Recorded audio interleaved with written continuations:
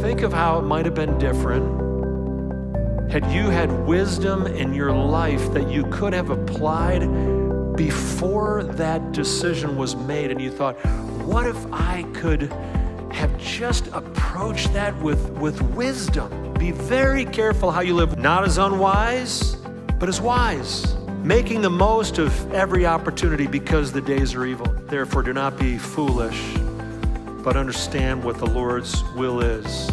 Wisdom is taking the knowledge that we have and applying it to our lives on a daily basis. It's not enough just to know.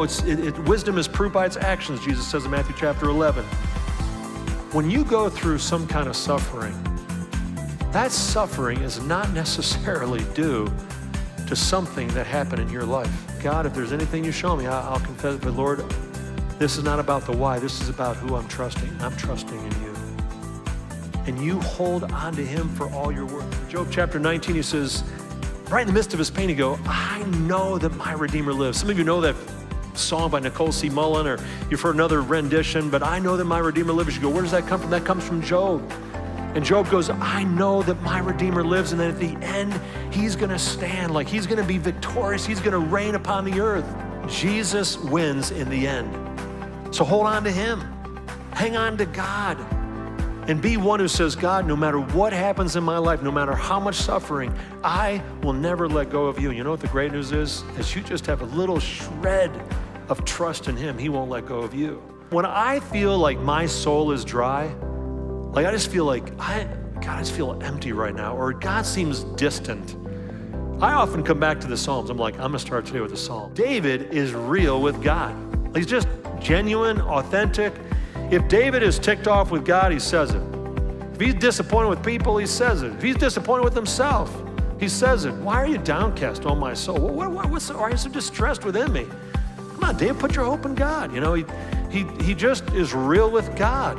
And after almost every one, he comes back to by the end of the psalm and goes, Lord, no matter what's going on, I'm gonna trust in you. Wonderful expressions of an authentic relationship with God. Solomon had honored God, and Solomon has a dream, and God appears to him in the dream, and God says, Solomon, you can ask for anything you want, and I'll give it to you. Solomon goes, God, you've given me assignment to lead people, and so what I'd ask for is you give me a wise and discerning heart. Because you had such a good request, I'm gonna give you a wise and discerning heart. More than that, I'm gonna make you wealthier and more powerful, and I'm gonna give you a reputation that's gonna spread to the ends of the earth. God gave Solomon wisdom and very great insight and a breadth of understanding as measureless as the sand on the seashore. It leaves a lot of that wisdom for us in these collection of sayings. Proverbs 29, verse 25, it says, fearing people is a dangerous trap, but trusting the Lord means safety.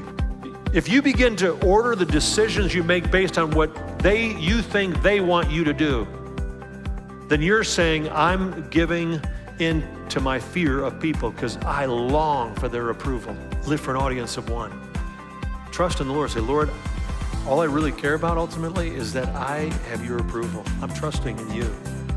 Solomon comes to the end of his life and he goes, folks, can I just tell you, don't drift away from God, because if you do, your life's gonna be meaningless. Here now is my final conclusion. Fear God and obey his commands. In other words, just look to God as like, God, you deserve my worship, and I want to follow you and what your instructions are for me, for this is everyone's duty. Song of Songs. This is a book, a story of love and romance and passion, and it sort of shows that sex is not just a good thing, sex is a God thing.